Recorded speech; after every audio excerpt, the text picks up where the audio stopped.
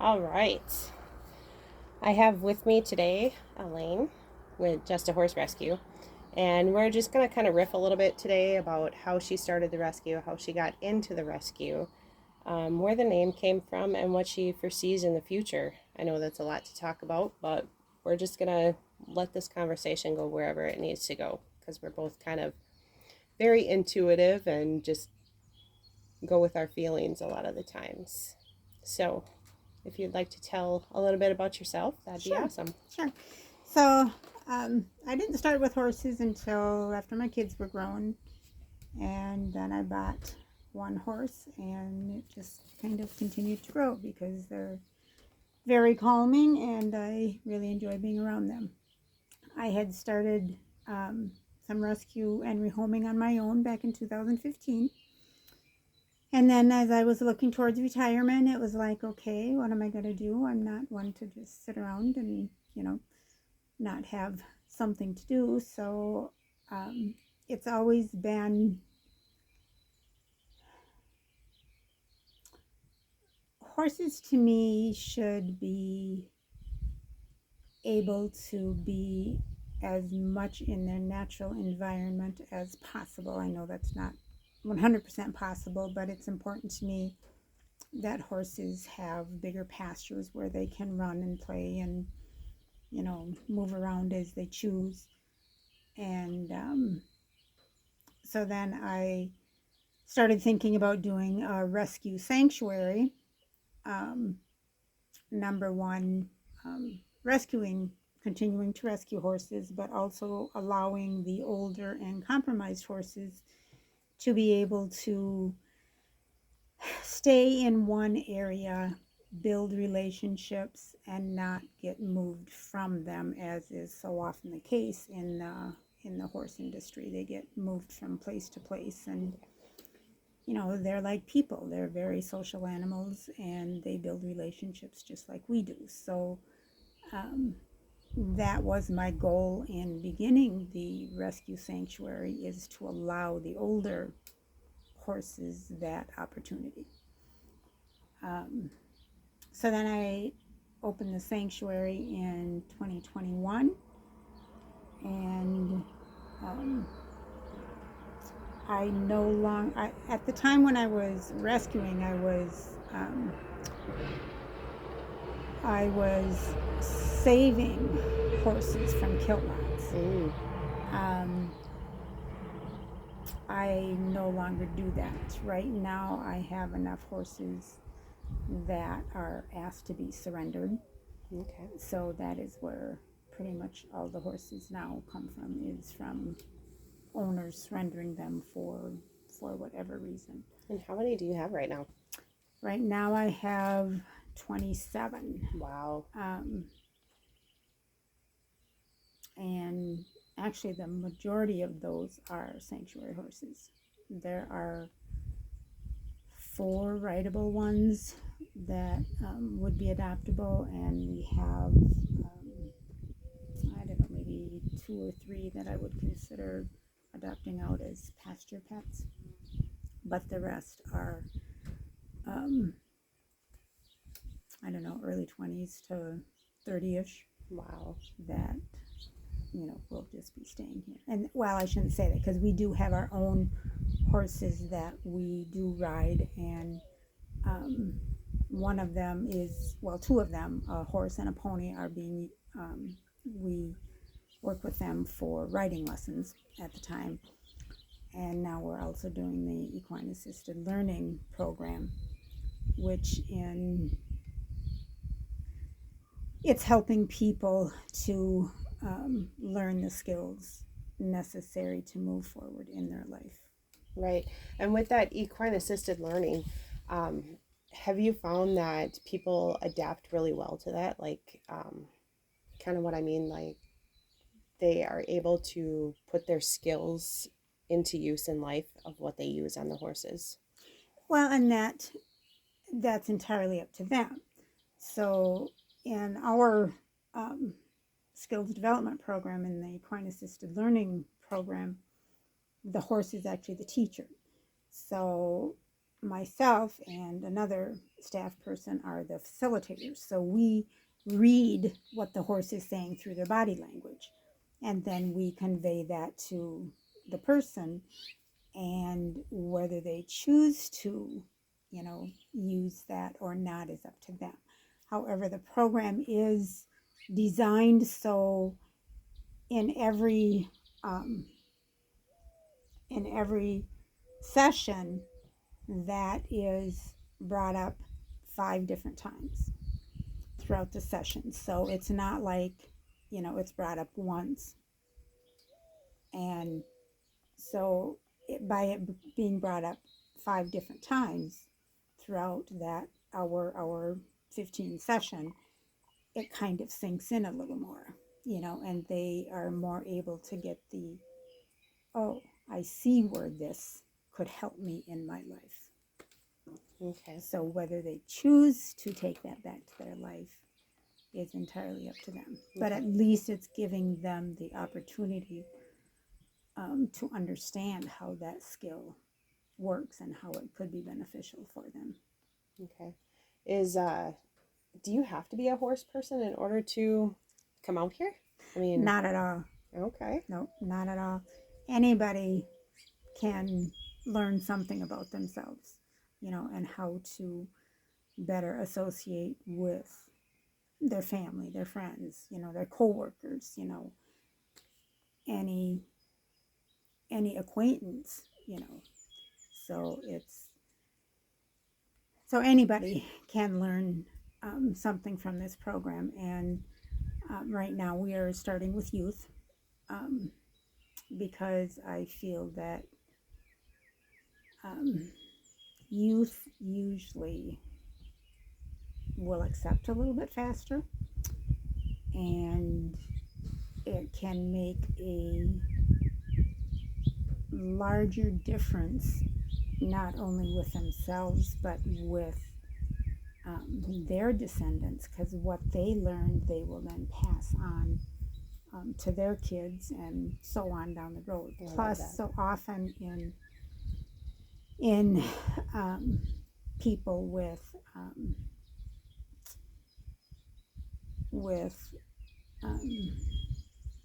troubled people, so often it's in their relationship to their family members, and so often that relationship is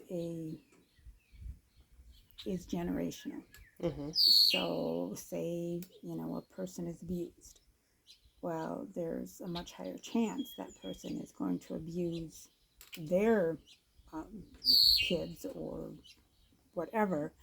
And if we can break that cycle with the youth, that's just huge, because it's going to affect, not only them and their life, but it's going to affect their descendants and everybody that they interact with. Yep, absolutely. And it gives them another opportunity themselves to create something new, and also to show their parents a new way of going about doing things. Right, exactly. I know you've let me experience a couple of the sessions, and I've been floored every time. I think the first 2 or 3 times I was brought to tears. And that was phenomenal for me, because, coming out here and connecting with a horse and getting a horse to follow and trust me so that I can actually know and trust myself. It was a deep inner journey for me, because I was kind of going through some things. I'm a small business owner too, so I was kind of having a little bit of that where I wasn't trusting myself as much, to make choices in my business. I mean, running a business, it's not always, rainbows and sunshine. No, it's not, and it's a lot of hard decisions. Mm-hmm. And for me, it was phenomenal coming out here, and I think I worked with Jet that day. Yes. Yep. And just knowing that, this horse had absolute love and understanding and patience with me, and, kind of showing me that, I have to embrace that myself. Mm-hmm. that was one of the greatest things that I got to experience. And it brought me to tears. And I think I probably cried the whole way home just knowing that, I do have that inside Right. of me. Yeah. One of the other experiences that I had out here was, I believe it was Winston, or no, it wasn't Winston. It was the brown horse inside of the gate. And she's not one of the horses that you use. Are you talking Lucky, the blind man? No, I think it was No. like Polly. Is there a Polly? There's a Polly here. Yep. I think that's who it was. Okay. I walked up to the fence, and you let people kind of just wander the area. Yes. And If they're comfortable with horses, and yes, and we let staying them. outside of the fence. Yes. But yeah, I remember I walked up to the fence, and she came right up to me, and I could just feel all of her heart energy just wrap around me and give me the greatest hug ever. And that just, for me, that brought me to tears also. I mean, I'm not a very big cry kind of person, Yeah. but just feeling the love and the acceptance from these horses when they know Right. that they're not in danger, and they know that there's love coming back to them. That's Yes. one of the best feelings ever. And it is so interesting because I've had several experiences where I have been. Once was when I had to put a horse down, and I was very sad, and I had gone and stood out in the pasture, and one of the horses, who is not generally one who walks up to you, out, if you walk up to her, she'll generally stand there and let you pet her, but she's not one who generally will come. She came right up to me. She stood in front of me. She put her head down, in my, right in front of me, and she just stood there with me. And she was what I needed at that time. And there was another time also that the same thing happened with another horse that generally we were having a hard time catching. And she came and stood right with me. And, it is so interesting because horses, just like people, have had experiences. And I think it's the horse that maybe had that experience, that knew what I needed, that came to me. Mm-hmm. And I've seen that on several different occasions with people that have come out, that horses will come up to them, that it's just like, wow, this is, pretty interesting that this horse would, come up to this person. So I truly believe that, and that's what I like about this program, is we have several horses in this program. And if we put 2 or 3 in the arena, the horse that can do the best good for the person will come up to the person. That's awesome. Yeah. So when a person comes down here, what's one of the first things that you go through with them for this equine assisted living or learning? Well, right now we're doing mainly individuals. We plan on the whole purpose of the program is more in a group situation. So then, of course, we just go through the initial orientation, explaining what the program is about, and then we go through the safety, how to handle a horse and how to walk behind a horse, and also we go through body language, just so the people have some idea what to expect and how to handle a horse during the program.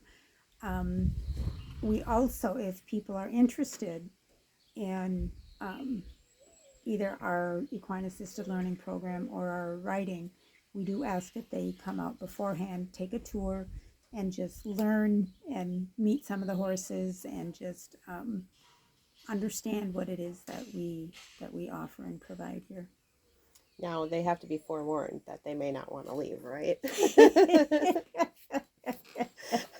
There's just so much love around here with all these horses, and being a rescue and being a sanctuary all together. It's kind of like they know that this is their safe place, and so they a lot of times just become all heart and Yes. just givers, Right. because they actually have a place to give now instead of trying to give to somebody that wasn't responsive to them, and that's how they ended up here. Right, exactly. And we have horses that I know have had their person in their prior life, and it's sad, but yet at the same time, they know that they're safe here and that they get the love and attention that they need while they're here. So, but yet it's hard to see those horses that person gave them up. Mm-hmm. Mm-hmm. Yeah, sometimes circumstances are not the greatest for people. Exactly. And I'm not saying anything against the people, because like you say, it's circumstances, but horses don't always understand that. Right, absolutely. So out of all the horses that you've had rescued and came across and that they've lived their lives out here, I gotta ask, what was your favorite one? Do you have a favorite? Well,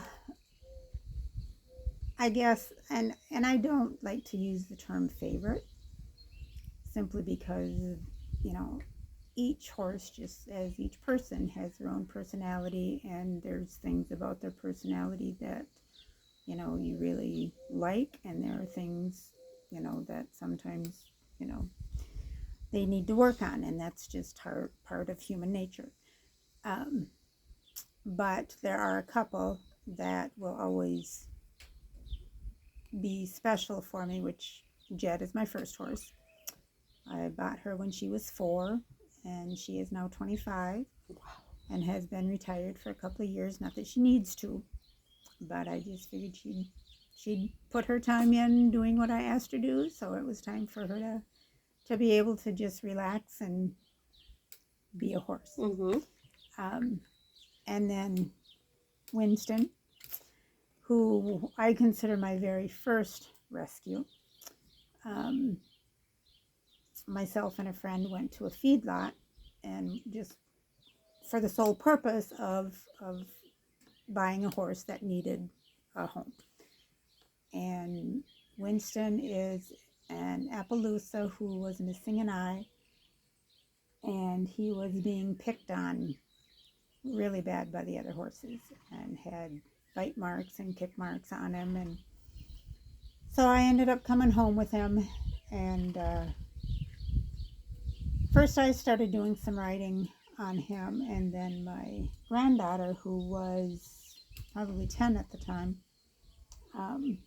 she started riding him, and he was the best teacher she could ever have had, because he was not spooky. He went down trails and did some gymkhanas with him, and just even did a little bit of fun jumping with him. And yeah, he was just the perfect horse for her to learn on. So he now has hip trouble, so he is retired and has been now for the last at least 2 years. And I figure he's close to 30, so Wow. yeah, he deserves his retirement. And he, along with Springer, my other, well, we know he's 29, Pony, they kind of roam the property and kind of get to go where they want. So Nice. So I think those are the two that I always probably talk about the most. So, and you're asking about where the name came from. Mm-hmm.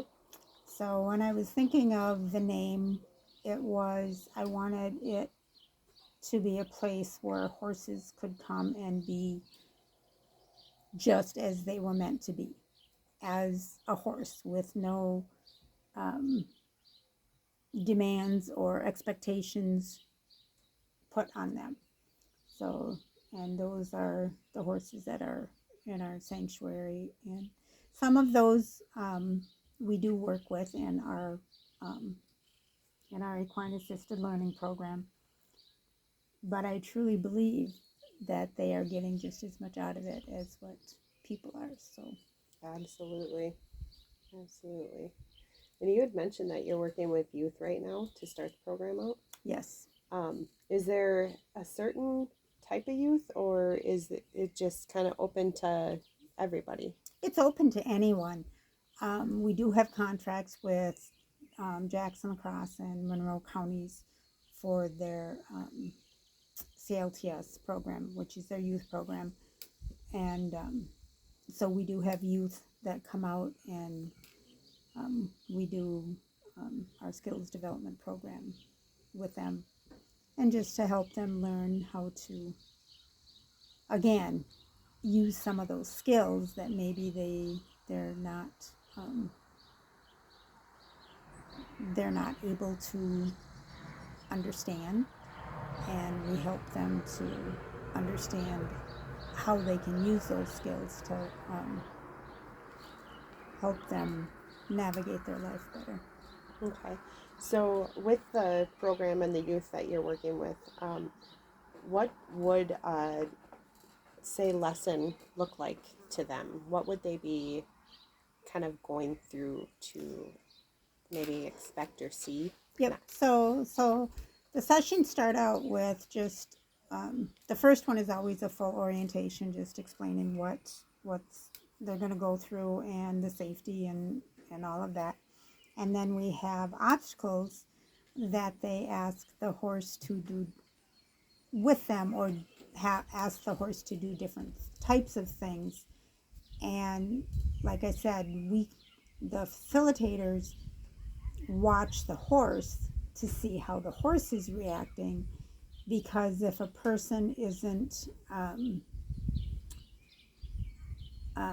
confident enough and is not being a leader, the horse is going to not pay attention. So the horse is going to kind of either try to wander away, or the horse is going to, be looking elsewhere and not paying attention to what it is that they're being asked to do.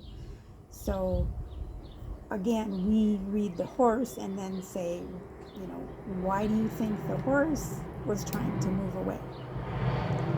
So then we help them to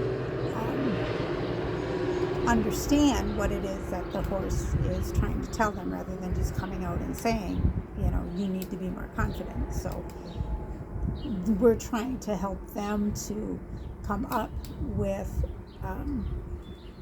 what the horse is trying to tell them, to where it makes sense to them, rather than us just saying, this is what you need to do. Mm-hmm. I remember when I was down here and I had a partner with me, and we were doing one of the obstacles with the horse, and all of a sudden my thoughts went somewhere else while I was trying to get the horse to do what I wanted it to do. Yeah. But then I started thinking about supper and what I was going to do after I left here. And I could not believe that, the horse knew what I was thinking about and started moving away from me and doing whatever it wanted to do. Right. And once that was recorrected and I got back to thinking about, where I was and where the horse was and where we wanted to go, it corrected as soon as I got my mind and my body back into it. So tell us a little bit about the mind-body connection. So what was happening there was that horses need a leader. So if they don't feel like you're being the leader, they're going to be the leader. So when your mind was off somewhere else, you were no longer being a leader to them. So they thought, okay, I'll be my own leader, and I'm going to, go do what I want to do. So it helps people to understand and what being a leader to themselves is and why that's important. Yes, instead of giving it to outside sources. Correct. Yes. And like I say, the number one thing horses need to feel is safe. And in order to feel safe, they need to have a leader who is going to lead them. Nice. I like that, especially working with youth right now because, you know, they have so many things going on in their lives, and a lot of the youth are looking more to like gaming and Yes. things that are all outside of themselves. Right. And it's not really a structure for them to, you know, have the creativity or have the mind flow or the accountability of anything, you know. And just having this horse down here and coming in and meeting with you because you're such an amazing soul. And you know, being in the space in nature, it's just everything is talking to that kid and helping, you know, whether it's a kid or adult, Right. actually Exactly. Yep. come back to themselves Right. and Yep. learn who they are again. Right. And exactly where they want to be, you know, because so often outside influences, you know, affect, you know, how they think they should act or how they think they should react, or, you know, where horses help them be in the moment. And because horses live in the moment, they don't care about what they're going to have for dinner. You know, they don't care about, you know, what is going to happen tomorrow. All they're worried about is that they're eating now or that they're full. You know, so all they care about is what's happening now. And people need to come back more to that, to what is happening now, rather than being so concerned about what happened in their past or what's going to happen in their future. Because that's where anxiety comes from, you know, is your constant worry about what happened or what's going to happen. If we can be more in the moment and just enjoy where we are right now, that worry is at least going to subside. Oh, You that's know, needed so much so right it now. is most definitely. So much. I hate to jump around like this, but you know, you had mentioned during one of the orientations, I think it was that 3 day that I came down for, and you had mentioned about the horse's heart. Yes. I would love for you to explain that a little Okay. bit. Horses can hear the beat of a heart within 25 feet. Also, so if you're really anxious when you come out and are around a horse, the longer you spend with that horse, the horse is going to help your heartbeat come back down to match theirs. Wow. So the more time you spend with a horse, the calmer it's going to make you, because they're keeping your heartbeat with theirs. I like that. I always heard that they were a soul healer. And I absolutely believe that with Oh, I absolutely believe that. everything that I Yep. have. Yep. That is awesome. Is there anything else that you think that people should know today? I really want to do this again. Sure. I I would think enjoy that. Yeah. that would be great. But is there anything else that you want people to know? Um, just that I think we need to, part of what we want to promote is the horse human relationship, and not just like, even with our riding lessons, people don't just come out, get on the horse, go riding, get off the horse, go home. They come out, they lead the horse from the pasture, they groom them, they tack them up. So they're building a relationship with that horse. And building relationships is what life is all about. So we're just trying to help people to understand and to get back to what is most important in life, is building relationships and being a leader to themselves. I like that. So I like that a lot. If somebody has questions or they want to get a hold of you, what's the best way to do that? they can either call. Our phone number is 608-769-9928, or they can message through Facebook Messenger. Okay. And our email is justahorsesanctuary@gmail.com. Okay. Is there any place else? I think I saw maybe a little bit of action going on TikTok. Yes, we are trying to do daily videos on TikTok, from everything from just funny things with the horses to, we had our vet farrier day the other day, so there was some on that, and we had some horses having their teeth done, so that was on. So it's a little bit of, some information and just fun stuff and information about the horses and some of their backstories and that kind of thing. So I love it. yeah.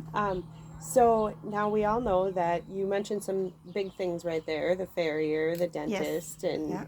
have to feeding and stuff like that. If somebody's looking to donate or put money towards the horses or towards your mission and what you got going on here,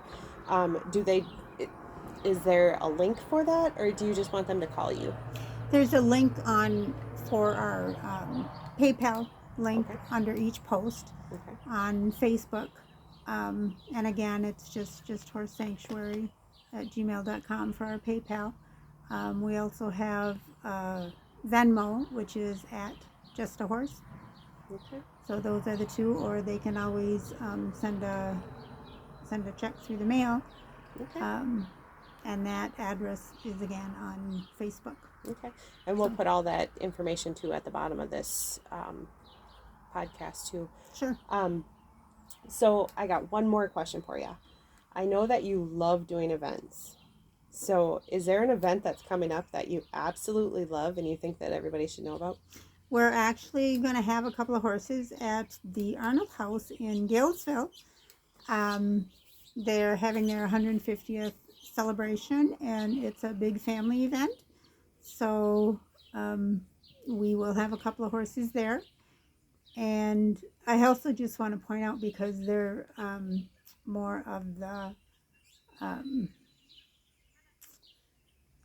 the old military, they have stuff going on, and it's interesting to note how horses helped through all the years in the war effort, and how many horses actually lost their lives in the early wars. Wow. So horses were a huge part of the early wars. So I think it's very fitting that we have some horses there too. That is awesome. So, yeah.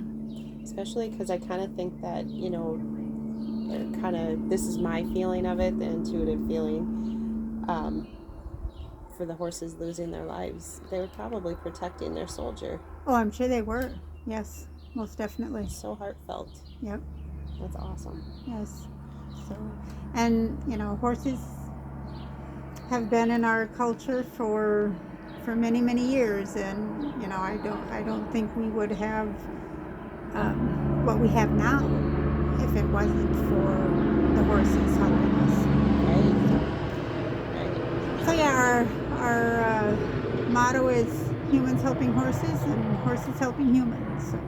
I love it. Now, do you have something in October too? We have our Halloween and horses coming up in October. So yeah, that's actually just a really fun day where families come out, and we have different fun games, and we have some horse painting. Kids can paint on some of the horses, and we have a costume contest and just some other fun games for the kids to do. Perfect. So awesome.